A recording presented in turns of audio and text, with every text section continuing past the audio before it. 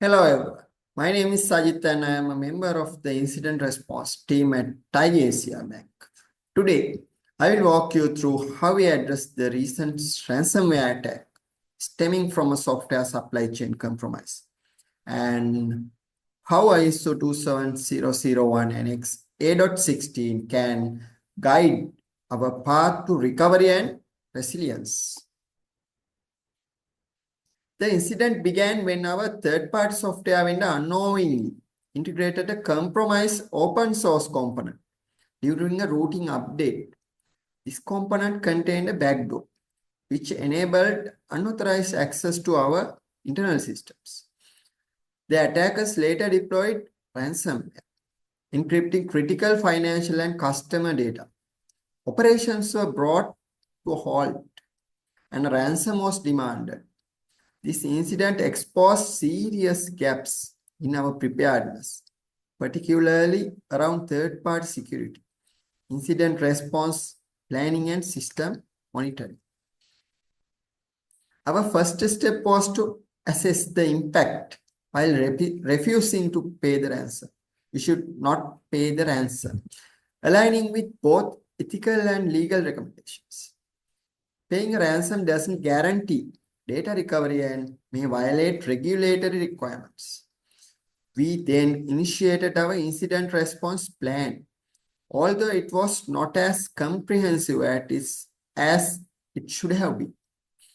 We isolated affected systems, notified legal compliance teams, and brought in forensic experts to investigate the attack vector.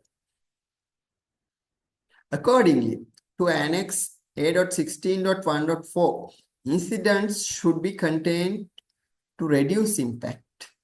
We implemented network segmentation to contain the breach and restricted lateral movement. Zero trust principles were applied.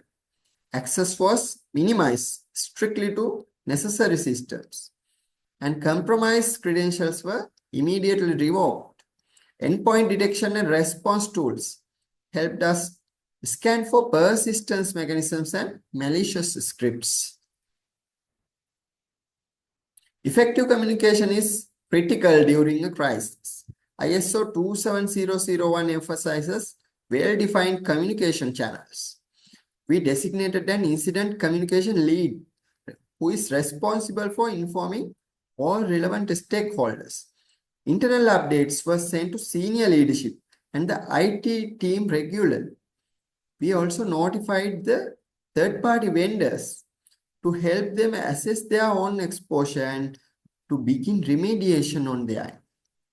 Customers and regulators were kept informed to maintain transparency and fulfill our legal obligations. The attackers leveraged excessive user privileges. To prevent this in future, we have enforced stricter access controls such as role-based access control, multi-factor authentication, periodic access reviews. We have also limited administrator access to isolated management interfaces and implemented session timeouts. To detect unauthorized activity, ISO recommends logging and monitoring mechanisms.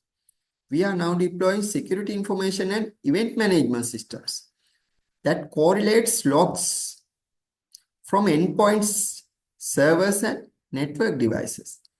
We have integrated threat intelligence feeds to stay ahead of known vulnerabilities and will regularly perform penetration testing and validate controls. ISO 27001 Annex A.15 addresses supplier relationships. The root cause of our breach was third-party software. To address this, we now require software bill of materials, regular code reviews and vulnerability scanning, secure coding practices for all suppliers. We are also amending contracts to include mandatory breach notification timelines and minimum security standards.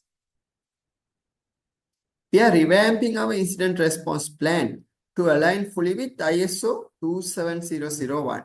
This includes forming a dedicated computer security incident response team, creating defined escalation paths, testing our backup systems regularly, running incident response simulation every 6 months.